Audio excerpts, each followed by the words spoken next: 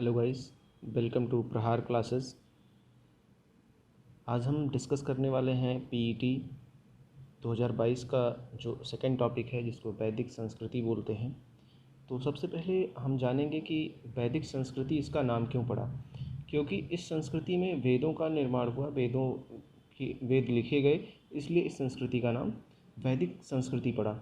Second जो important बात है वो ये जानने वाली है कि वैदिक संस्कृति का विकास जो है वो सिंधु घाटी सभ्यता के पश्चात हुआ था। दूसरा जो देखेंगे हम वो ये कि वैदिक काल को दो भागों में विभाजित किया जा सकता है, एक ऋग वैदिक काल और एक उत्तर वैदिक काल। प्लस वैदिक काल का अगर हम कालखंड देखेंगे तो 1500 ईसा पूर्व से 600 ईसा पूर्व के मध्य वैदिक काल था, और ऋग वैदिक काल 1500 ईसा पूर्व से 1000 ईसा पूर्व तक था। अब हम देखते हैं कि उत्तर वैदिक काल 1000 से 600 ईसा पूर्व था। ऋग वैदिक काल की जानकारी में हमें ये मिलता है कि ऋग्वेद इस टाइम पर लिखा गया था, और उत्तर वैदिक काल में यजुर्वेद, सामवेद और अथर्ववेद लिखा गया था। आगे हम देखते हैं कि इस सभ्यता को आर्य सभ्यता भी कहते हैं, और आर्य का मतलब जो होता है वो होता है श्रेष्ठ। आर्यों के मूल निवास के संबंध में बहुत मत रहा है, बहुत विवाद रहा है। तो कुछ तीन जो सबसे इम्पोर्टेंट हैं उनके द्वारा जो दिया गया मत है वो हम समझते हैं। जैसे मैक्स मुलर ने कहा था कि मध्य एशिया से आर्य आए थे, दयानंद सरस्वती ने कहा था वो तिब्बत से आए थे, और बाल गंगाधर तिलक ने कहा था वो उत्तरी ध्रुव से आए थे। लेकिन आर्य सर्वप्रथम आए कहाँ थे, इसका जवाब है कि पंजाब एवं अफगानिस्तान में सबसे पहले वो आए थे। आर्य ये जो वैदिक सभ्यता है ये एक ग्रामीण सभ्यता थी, इसमें संस्कृत इनकी मूल भाषा थी। लेकिन अगर हम ध्यान करेंगे तो हम पाएंगे कि हड़प्पा सभ्यता जो थी वो एक शहरी सभ्यता थी। आगे हम देखते हैं कि इसमें प्रशासनिक इकाइयाँ 5 थी, मेन पाँच प्रशासनिक इकाइयाँ थी, और सबसे छोटे से सबसे बड़े की तरफ हम बढ़ते हुए देखते जाएंगे, और नीचे ही उसके जो है उस इकाई को कौन लीड कर रहा था इसके बारे में हम देखेंगे। तो सबसे छोटा है कुल।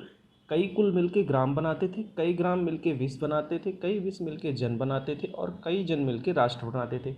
अब कुल को जो लीड करता था, जो इसका लीडर होता था उसे कुलक कहते थे, ग्राम को ग्रामीणी कहते थे, विश्व को विश्वपति, जन का जो लीडर था उसे पुरोहित, और राष्ट्र का जो लीडर था उसे राजा कहते थे।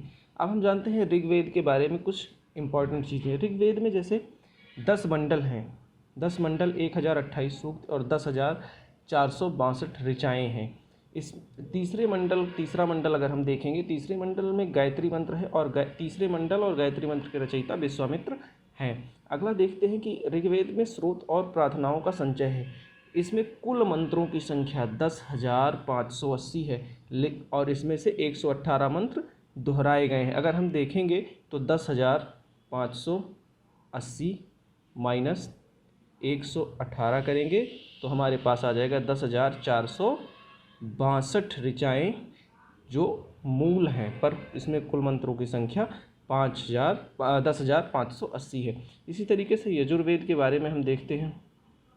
यजुर्वेद में यज्ञों के नियमों के बारे में लिखा गया है। विधान, बलिदान, विधि, ये सारी चीज़ें लिखी गई हैं। सामवेद में साम का मतलब होता है संगीत। इसे भारतीय संगीत का जनक कहा जाता है। इसी तरीके से अथर्ववेद को देखेंगे। अथर्ववेद जो है ऋषि अथर्वा के नाम ने लिखा था, तो इसलिए इसका नाम ऋषि अथर्वा के ऊपर पड़ गया। इसमें 731 मंत्र और 6000 पद्य हैं। एक चीज़ जो अथर्ववेद में सबसे ज़्यादा इम्पॉर्टेंट है वो है कि इसमें तंत्र मंत्र एवं वशीकरण के कुछ मंत्र लिखे थे, और चिकित्सा के भी काफ़ी उल्लेख मिलते हैं। अब हम जानते हैं कि वैदिक सभ्यता के बारे में क्या क्या चीज़ें इंपॉर्टेंट हैं। जैसे वेदों की संख्या इसमें कितनी थी? 4। पुराणों की संख्या 18, और सबसे प्राचीन मत्स्य पुराण। उपनिषद 108 थे। उप का मतलब होता है निकट, और उपनिषद का मतलब होता है गुरुओं के समीप बैठना। वेदांग का मतलब होता है 6।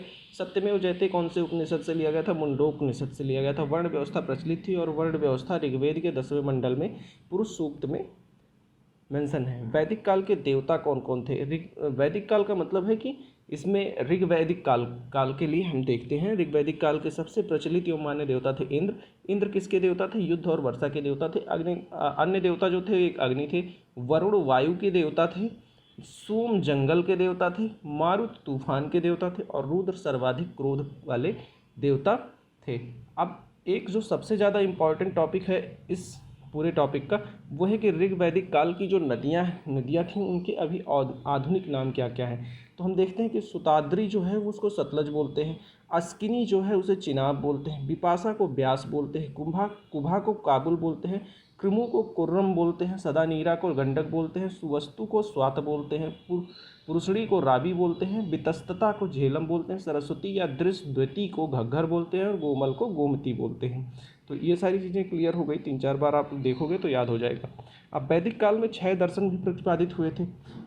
6 दर्शन कौन कौन से थे? एक सांख्य दर्शन था जिसको कपिल मुनि ने प्रतिपादित किया था, योग को पतंजलि ने किया था, ये आपको पता ही है, उत्तर मीमांसा को वैदरायण ने और पूर्वी मीमांसा को जैमिनी ने, इसी तरीके से वैशेषिक जो था ये इसको कणाद ने किया था और न्याय दर्शन को गौतम ने। ये भी बहुत इंपॉर्टेंट है, यहाँ से क्वेश्चंस आते ही आते हैं। इस तरीके से हम देखेंगे तो भारतीय परमाणुवाद का जनक किसे कहा जाता है? उसे कणाद को कहा जाता है भारतीय परमाणुवाद का जनक। अगला हम देखते हैं कि ऋग वैदिक काल का समाज कैसा था। ऋग वैदिक काल का समाज जो था उसमें पशुपालन मुख्य व्यवसाय था। पशुपालन जो है मुख्य व्यवसाय था। पितृसत्तात्मक व्यवस्था थी, एकल विवाह पद्धति थी और संयुक्त परिवार था। गाय वध पर रोक था और गाय को अघन्य पशु मतलब जिसका वध ना किया जा सके। अब इसमें प्रिय पशु जो था वो घोड़ा था, प्रिय देवता इंद्र थे। लोहे का उपयोग नहीं था, इसको आप लोग ध्यान में रखिएगा। सबसे पवित्र नदी ऋग्वैदिक काल में सरस्वती नदी को माना जाता था, लेकिन सबसे ज़्यादा जो बार उल्लेखित हुआ था वो सिंधु नदी का उल्लेख हुआ था। ऋग्वेद में गंगा नदी का उल्लेख 1 बार, यमुना नदी का 3 बार हुआ था। ये सारी चीज़ें आप देखते जाएंगे। उत्तर वैदिक काल के लिए अगर हम देखेंगे, उत्तर वैदिक काल में पशुपालन और प्लस कृषि भी उत्तर वैदिक काल का मेन व्यवसाय हो गया था, मुख्य व्यवसाय हो गया था। इसी तरीके से इसके समाज के बारे में देखेंगे तो पितृसत्तात्मक, एकल विवाह और संयुक्त परिवार था। इसमें सर्वाधिक प्रिय देवता जो उत्तर वैदिक काल में सर्वाधिक प्रिय देवता हो गए थे वो प्रजापति हो गए थे। ऋग वैदिक काल में सबसे ज़्यादा प्रचलित देवता कौन थे? इंद्र थे।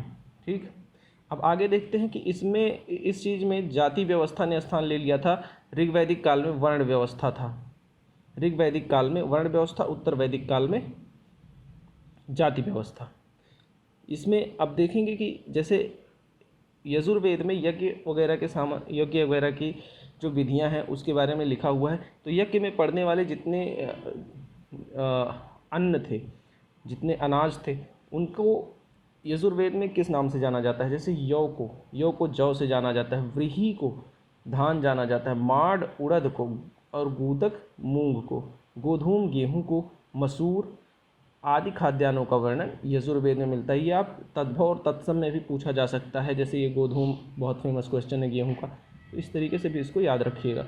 अगला है अंतरंजी खेड़ा से लौह उपकरण के सबसे प्राचीन साक्ष्य मिलते हैं, जहाँ पे खेती किया गया था लौह उपकरण की सहायता से। तो अब इससे हम क्या पाते हैं कि उत्तर वैदिक काल में लोहे का उपयोग आ गया था समझ में।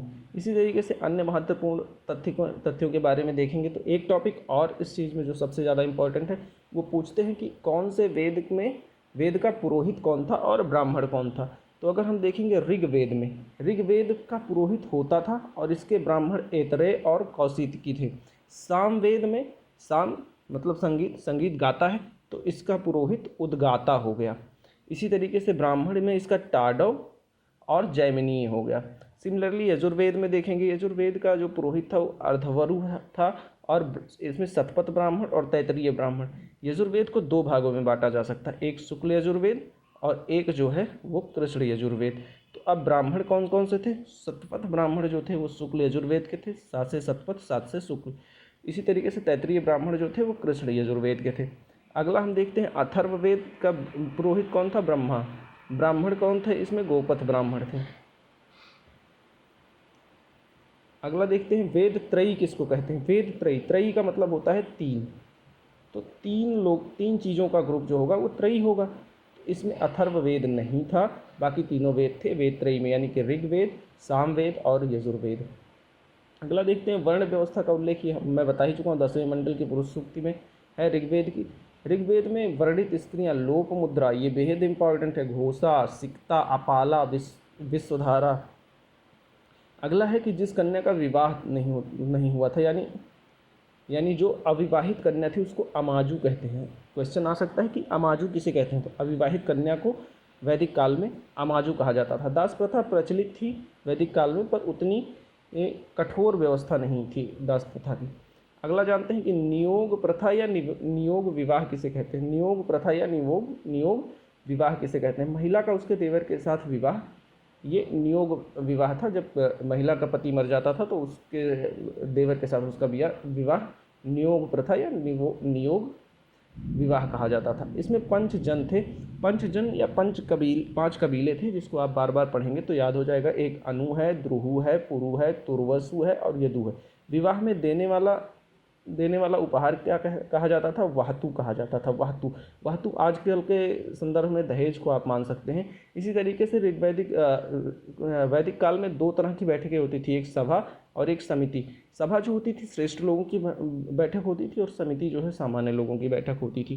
पर सभा और समिति में अंतर ये था कि ऋग्वैदिक काल में सभा और समिति दोनों में महिलाएं जा सकती थी, लेकिन सभा और उत्तर वैदिक काल में सभा में महिलाएं नहीं जा सकती थी, समिति में जा सकती थी। इसी तरीके से कुछ माप की इकाइयाँ थी जो ऋग्वैदिक काल में थी। माप की इकाइयों में निष्क, शतमान, रत्तिका और गुंजा, ये चार जो है वो माप की इकाइयाँ थी। अब दिशाओं के आधार पर भी राजाओं को कहा जाता था। क्या कहा जाता था, जैसे ऋग्वैदिक काल में पूर्व दिशा का जो राजा था उसे सम्राट कहा जाता था। पश्चिम दिशा का जो राजा था उसे स्वराट कहा जाता था। उत्तर दिशा के राजा को विराट और दक्षिण दिशा के राजा को भोज कहा जाता था। मध्य देश के राजा को राजा ही कहा जाता था। तो आज के वीडियो में बस इतना ही।